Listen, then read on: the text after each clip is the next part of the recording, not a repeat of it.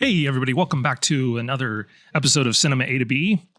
We have another listener request. So this was kind of a twofold deal. Thomas wrote in and said, hey, can you do like a Gary Oldman film or a Gary Oldman discussion? And what I ended up picking isn't really, I don't think it's really a Gary Oldman film, but I'll get into why I picked it. It's Léon the Professional, the 1994 Luc Besson film.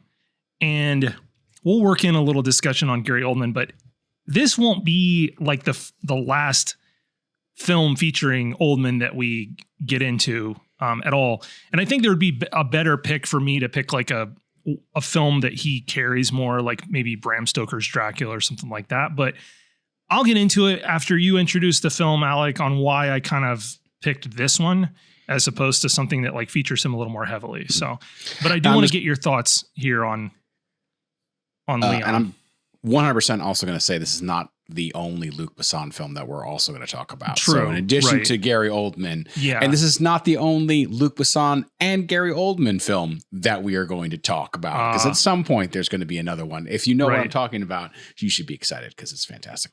So I am hit or miss on this film. Like it has an 8.5 on IMDb. Mm-hmm.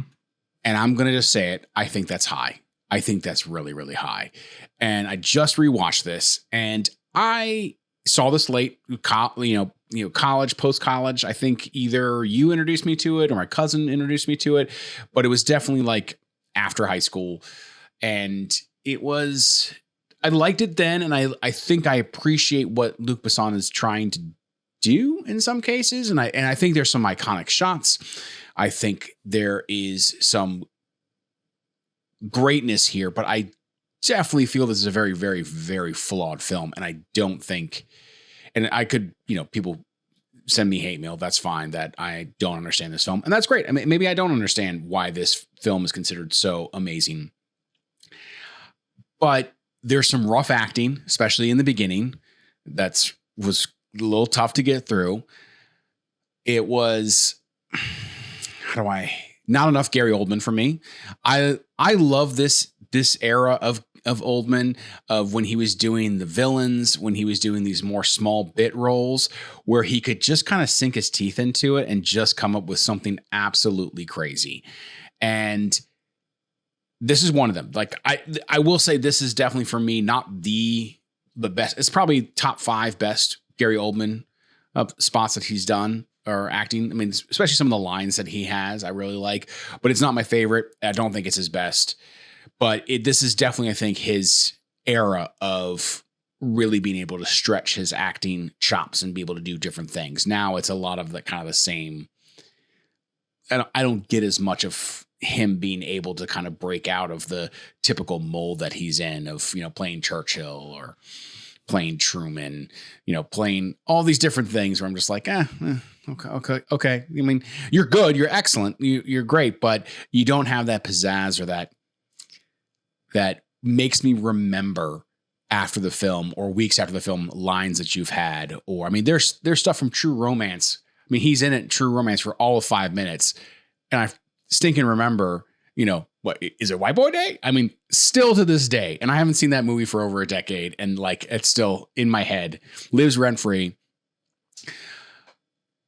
Anyways, back to Léon the Professional. So again, I don't think this is even Luc Besson's. It's definitely not my favorite Luc Besson film, and he is definitely an interesting director. And I think he is an acquired taste. And I like a lot of the stuff he does. And I like this. I do. Let me stress that I like this. I just think it's high. And I'm going to stop there before I get too deep into things and let you respond to or your thoughts on this film. So first off, the reason I picked it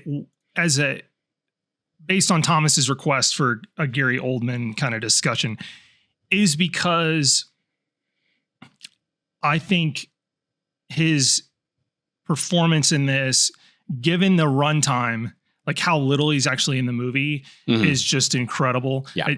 If he's on if he's on screen, he's all you're paying attention to. He dominates the frame. And it's the first movie that I can remember seeing with him in it where he kind of like captivated me. I was like, man, that's one heinous, like villainous character role. And because I didn't see later would have been like The Fifth Element. And then I think I had to go back and watch Bram Stoker's Dracula, which he's incredible in that. Much more nuanced role than this. This is borderline caricature, but he's so good with the line delivery that you kind of forget. As far as why this is an 8.5 and rated like number 43 in the top 250. Holy cow. So I've got a couple thoughts on why that might be. Okay. The performances from your three main leads, Jean Reno, Natalie Portman, and Oldman, are like off the charts good.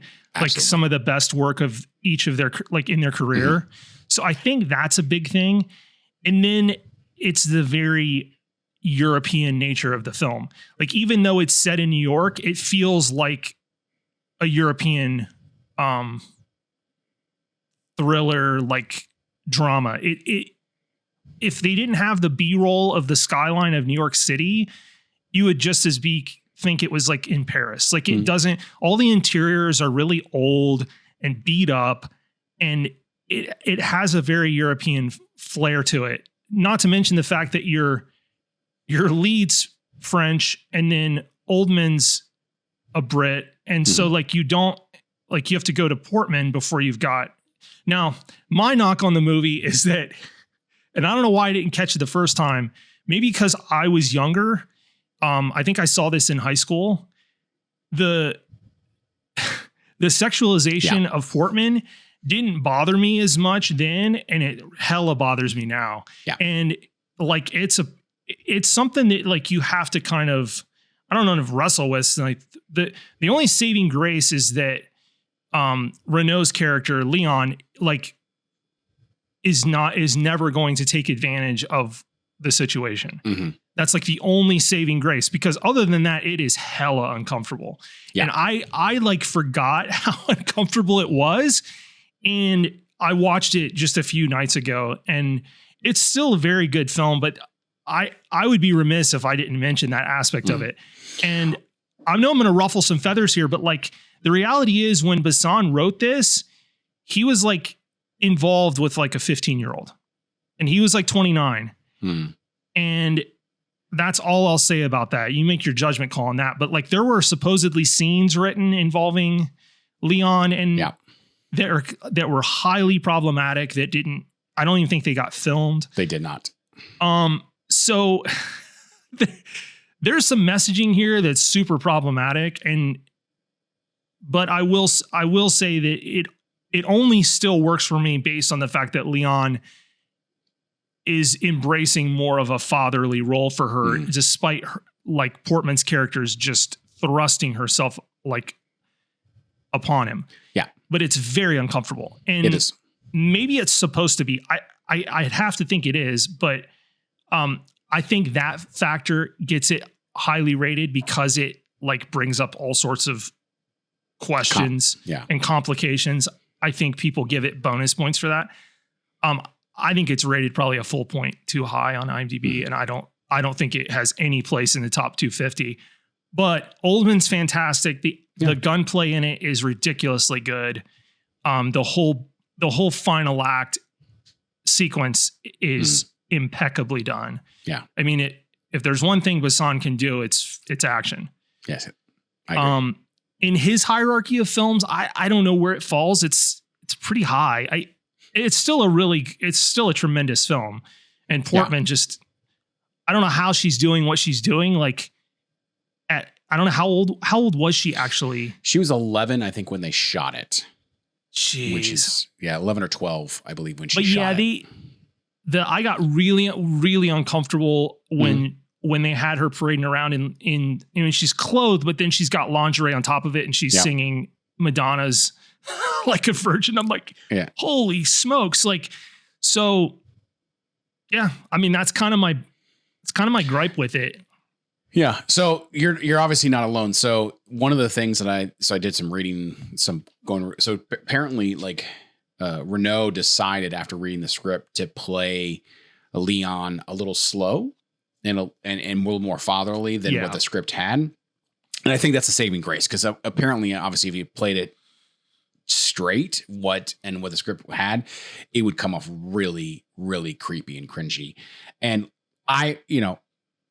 that kind of threw me as well. I can understand why you would have lots of problems with it as well. But for me, I could come across of like, this is a highly, highly damaged little girl who has seen a lot, who has had a mother who may, how she deals with men, those kind of things. Like that's probably her impression, and how she feels like she needs to work. She's highly intelligent. The character, I think Natalie Portman's also highly, highly intelligent, but I do know like her parents were very much saying, no, very strict on like all the smoking scenes and what could be done, how many scenes there could be of her smoking. They nixed a bunch of different scenes, the ones you were talking about that were going to be a little too risque. But this is the real big talking point of how comfortable you were watching this and whether or not how good this film is or how much ick do you get from these scenes? Does it take you out? Again, I came from it as a point of, like I said, of this is a very damaged girl that kind of Leon takes in to protect and sees it as Leon, like you said, a fatherly figure, what he's playing on screen, not trying to take advantage. And this little girl has seen her mother, how she finds protectors, and that's what she's imitating maybe. That's my own headcanon to be able to kind of get through this film and deal with it. But going back 2 points, it had been a while since I'd seen this film and I had forgotten how little Oldman really is in it. Yeah. And I was really disappointed. I was like, I remember like he's in it. Like when I was going, oh yeah, Oldman's doing all these things, the bad guy. And I'm like, wait, so he's in it for 5 minutes at the beginning, like 15 minutes at the end. And I'm like, that's it. Like, what the heck? Like, this is why I'm here. Like, I'm here to see Oldman. I mean, Reno is great. Portman's fantastic. But I was like, my goodness, this is so different. And then I legit, until I rewatched this, I thought it was in a European country. Like I thought it was like in Paris or something. Oh, like yeah. Where I actually had no joke. I'm not even kidding. I literally was like, oh, they're in New York.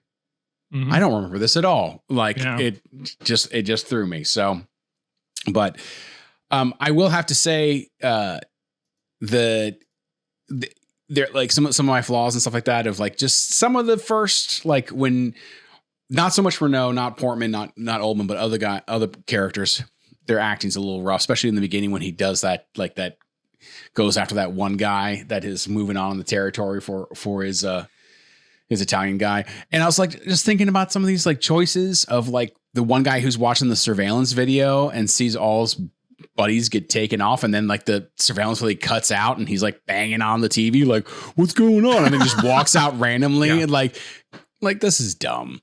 Yeah. This is really, really dumb. But I don't know. And I also don't know, like New York must have been really rough because you have so many gunshots going off and no cops showing up.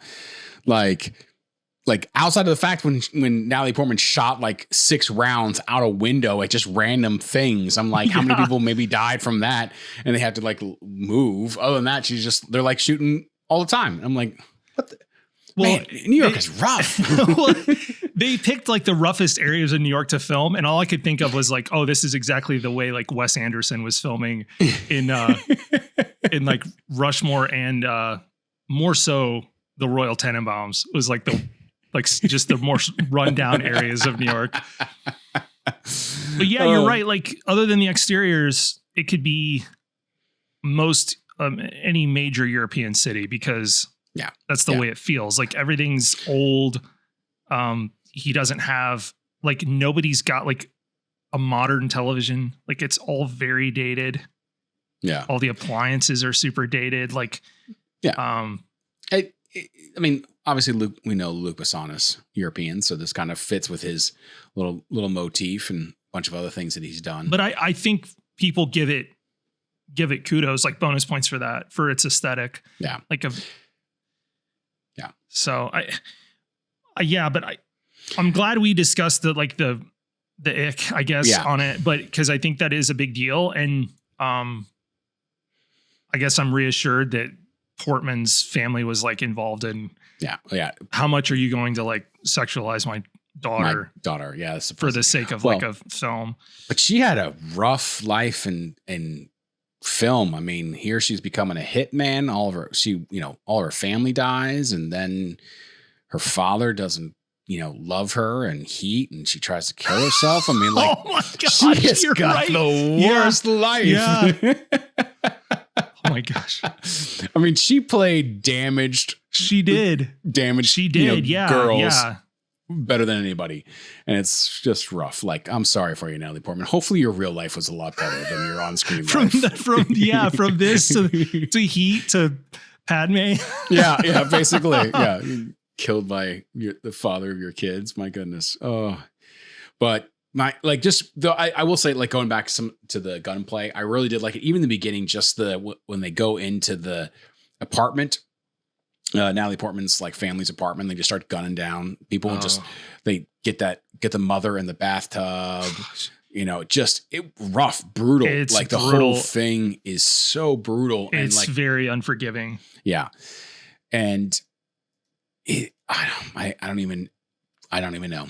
Like, it's just, well, that's what solidifies Oldman's character as just pure like evil, like just absolute psycho.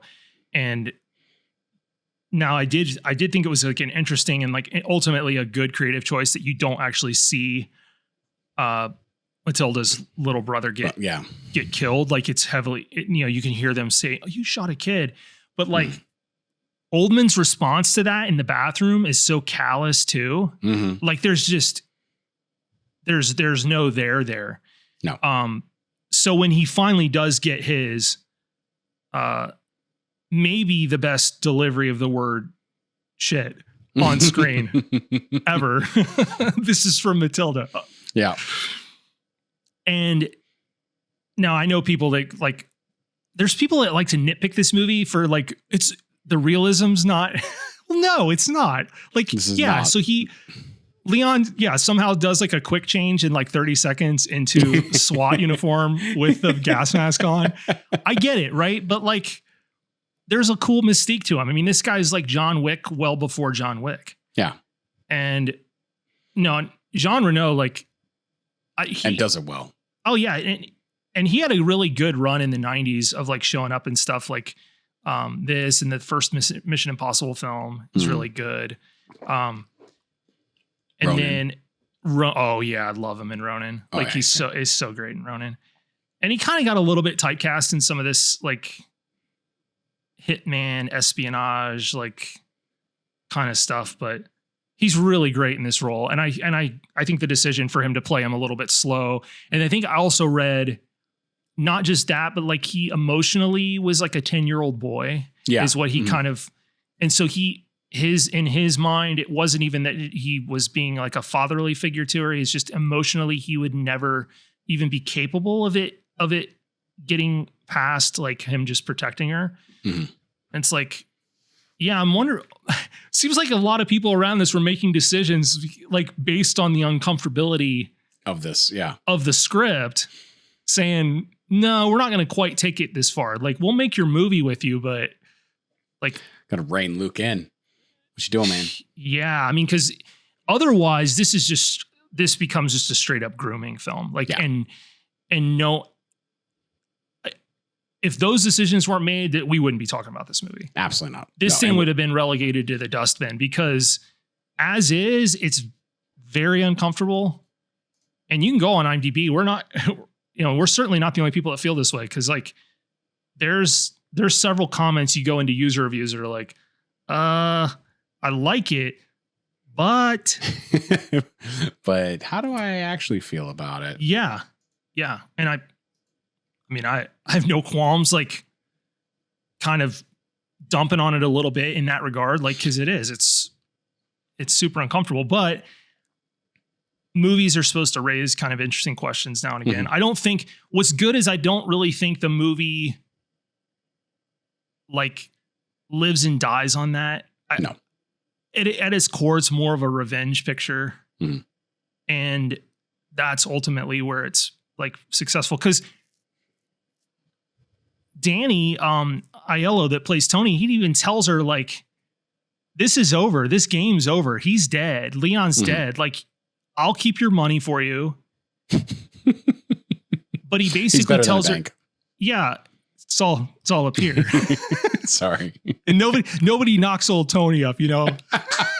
I wonder what the interest rate is with Tony. Oh, but she ends up at that school.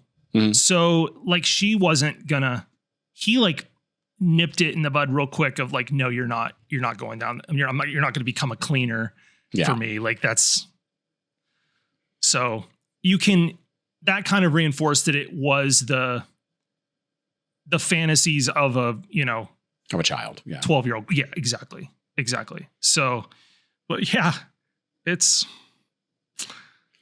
interesting. So a couple different things, how this movie changes. Like I love those little memes that talks about like they'll do like one shot and then a second shot and then the credits roll.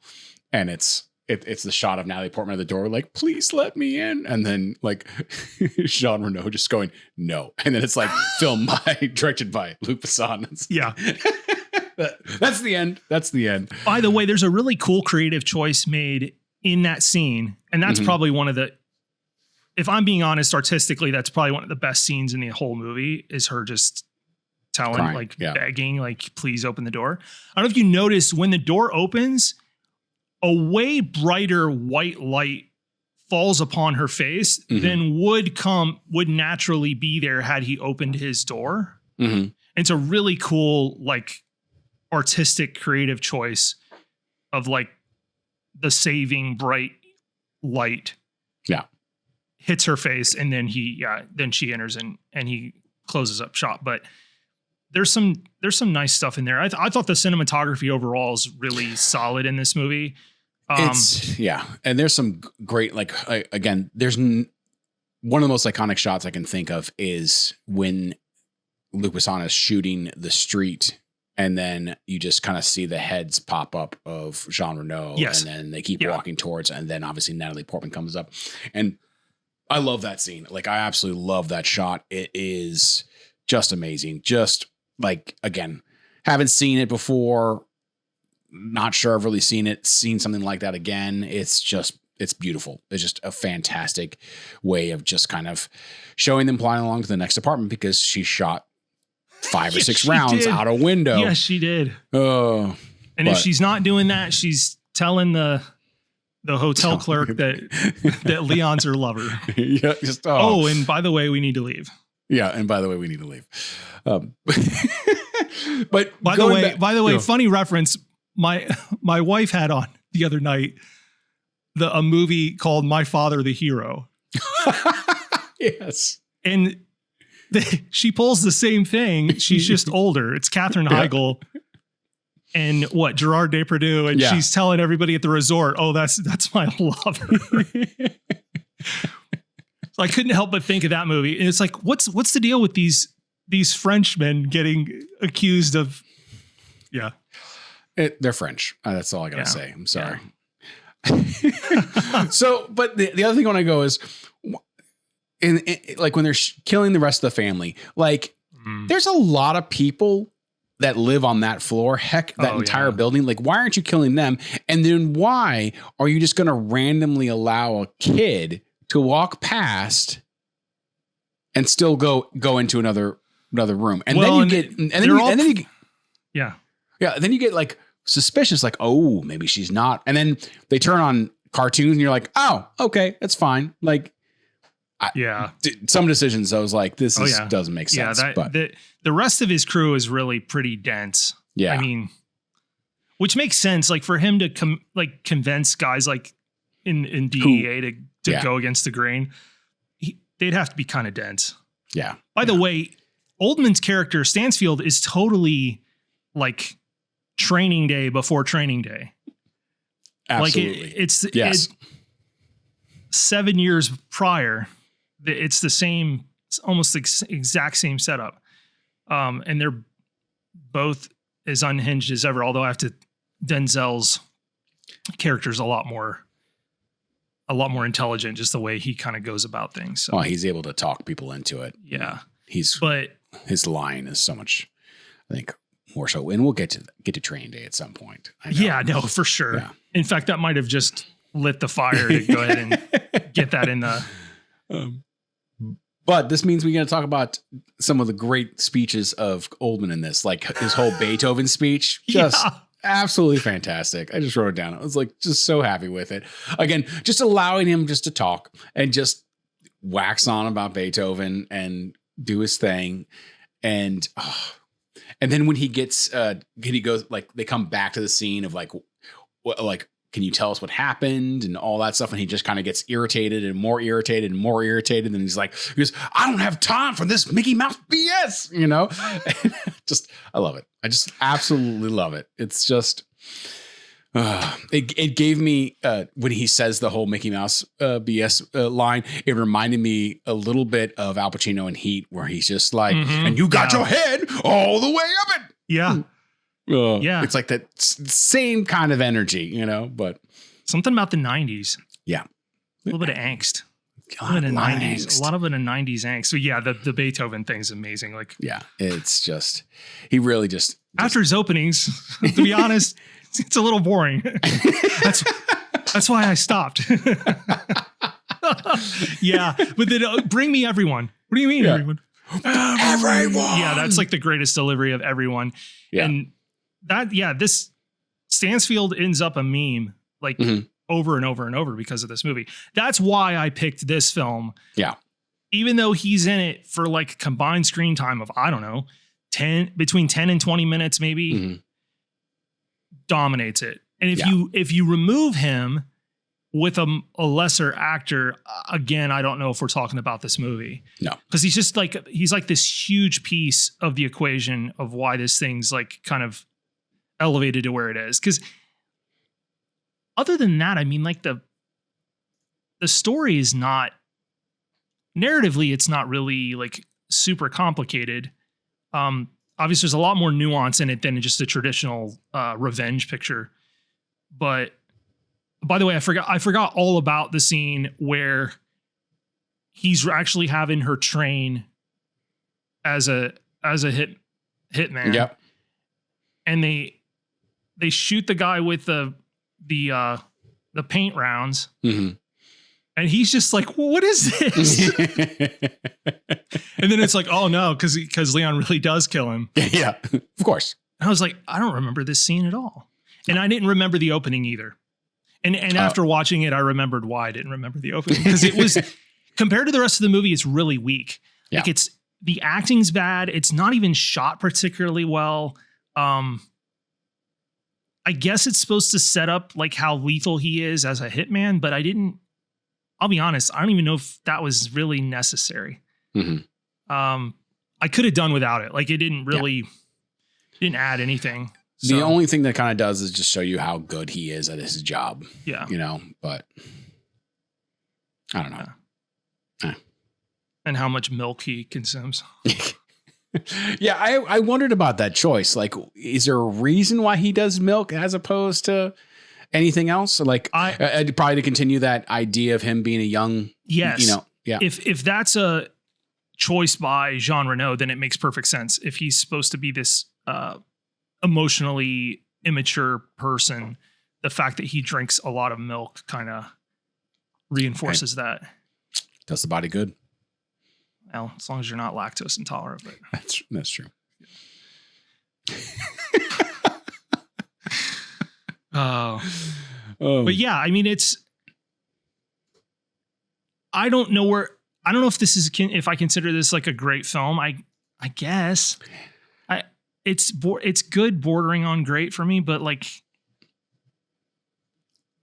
I guess coming out of it again, I realized like why the interval of how long it had been since I'd watched it was like pretty long. and probably will be again. Yeah. So I think it's remembered for its action sequences, and people conveniently kind of forget some of the other like topics that are being discussed. Laura had ended up actually watching this like 5 or 6 years ago. Without me, I don't know why. I think he maybe had her brothers or something like that, and they put it on. But she was like, when I said, "Oh yeah, we're going to talk Léon the Professional," she's like, "You can watch that without me." Like very firm. Like, nope, don't need to see it again. I'm good. I'm solid. And I was like, "Oh, okay." Well, I was like, "But it's a great film." And then I watched it. I go, "Oh, I get it. I don't really want to watch it again for a while now, too." So it's one of those. I mean, not as powerful as something like City of God, but it's one of those where like I can't watch this back to back, or I can't watch this within too soon. City of God. Oh my goodness. We're going to have to do that too. I don't think I've only seen that movie like one time. Me too. I've only seen it one time. And I own it. I love that movie. Well, okay. Tiny tangent. It's a fantastic film. It is. It's tremendous. My goodness. It's so heavy that like you can't. It's utterly brutal. And this is similar in a way, like, but different of why it's heavy, of why you can't really watch it so many times. Like this is not Ocean's 11 where I can just throw it on and just be like happy as glamour, Star Wars or something, and really enjoy. But my goodness, yeah, it is. I'm good for a while on watching this. Like, and that's the first movie in a little bit that I've watched where I've like, yeah, I'm not really rushing to go put that on, not because it's a bad film like Civil War, not really ready to watch it again, but not because I felt it was too heavy, just because I was like, it's not that great of a film. This one I'm like, it's a good film, but I need some time. So yeah, I'm not in a hurry. And I meant to mention, I watched this on DVD again. I was gonna rent it and see what the HD or like 4K transfer was. The DVD's got problems, and I don't know what it is. It's like part of the DVD got scanned in as progressive, and then part of it's like interlaced because it bounced back and forth. Like the middle part of the movie was like, I could see the interlacing, it was tearing, and then it went back to like the back half of the movie was fine. I was like, I don't think the DVD transfer was real great on this film. No. So because I watched DVD too, because the only way I could find it was like with commercials, and it was like HD, and I was like, nah, I'd rather watch this in my own DVD copy. And didn't notice that too much, but was also focused on other things in the film. Like, oof, oof, okay, all right. Yeah, it really comes to a problem when she's like, "Here, climb in bed." I was like, oh, okay.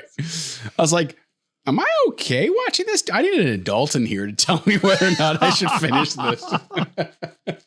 Laura, can you can you supervise my screening of this, please? All right, well, at least one good thing. The cartoons that Natalie Portman were watching were on point. I mean, Transformers. Oh yeah, let's that's be honest. legit. That's legit. That's legit. That's that was straight out of my childhood. So I was very happy to see that. I was actually almost more interested in watching that episode of Transformers than I was the rest of this film. But that's beside the point. And on that note, no. Do you have any final thoughts? I think we should move on. I don't have any final thoughts. Again, I think it's a good film. I do think it's overrated. And if you haven't seen it, definitely there's some things in this you do need to see. Do watch it, but be prepared. But other than that. Well, I mean, to Thomas, I would say we're only like halfway fulfilled with your request on an Oldman thing. So like this kind of gets the conversation started with him as a actor, and he would definitely be shortlisted along with a couple others on our official, unofficial, like actor. I don't know what the phrase actors of the podcast that we our close personal friends, the podcast. Well, no, sadly not, but like actors that we feel like I don't know if you'd call them A-listers, but like everything they're in, they just crush, and he's definitely up there. So we'll get another one in the rotation, another Oldman, something he dominates more. Probably. Okay. The one thing I did want to mention with this, Christopher Nolan has to have a sense of humor. Otherwise, how on earth do you cast the guy that plays Stansfield to play Commissioner Gordon? Think about this. Mm-hmm. He has to have the driest sense of humor on the planet, but that has to be some sort of, I mean, I know he loves Gary Oldman as an actor, don't get me wrong, but like the fact that he could take Stansfield and then 11 years later make him Commissioner Gordon. Yeah.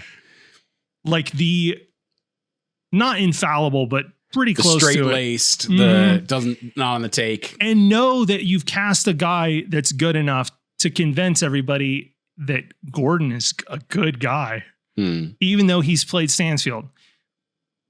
Incredible.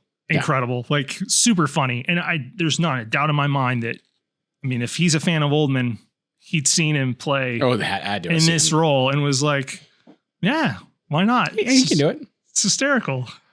I do wish, though, at one point in the trilogy that Gordon would have gotten angry at somebody and said, everyone, yelled everyone. Everyone. Yeah. So I was thinking about it as we were talking. The last thing would be, I think my first introduction to Oldman, like true introduction, I think is Air Force One, where he plays the bad guy. Because I think that was the first one. Yeah. Oh yeah. He's absolutely amazing. So I think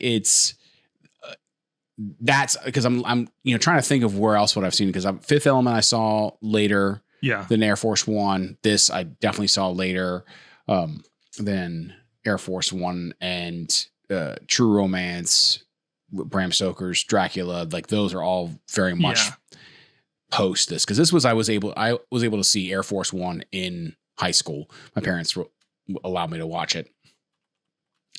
So, get off my plane. Yeah. Oh, and and that was 97. Yeah, so same time as Fifth Element. So yeah, I mean, he did kind of he was playing villains. That was it. Mm-hmm. And he's great at it. He is. I think a lot of it was off of this role. Yeah.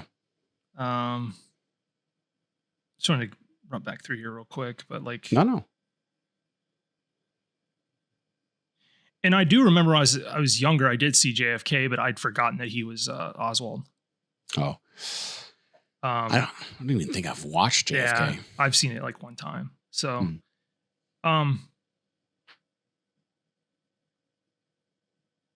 yeah. But after that, I mean, he was kind of done doing the villain thing after Air Force One. As he plays Dr. Smith in Lost in Space, which is kind of a villain, but like not completely. And really after that, he's definitely, I mean, he did play the bad guy in the Book of Eli, but I think it's more of he's taking on roles that he's interested in. Yeah. And there it's much more of I'm taking this villain role because I want to take it, as opposed to that's what I can get. Yeah. He's been being offered a lot more roles. The combination of him playing Sirius Black and Jim Gordon, like totally tipped the scales for him in favor of playing like protagonists, basically, or what were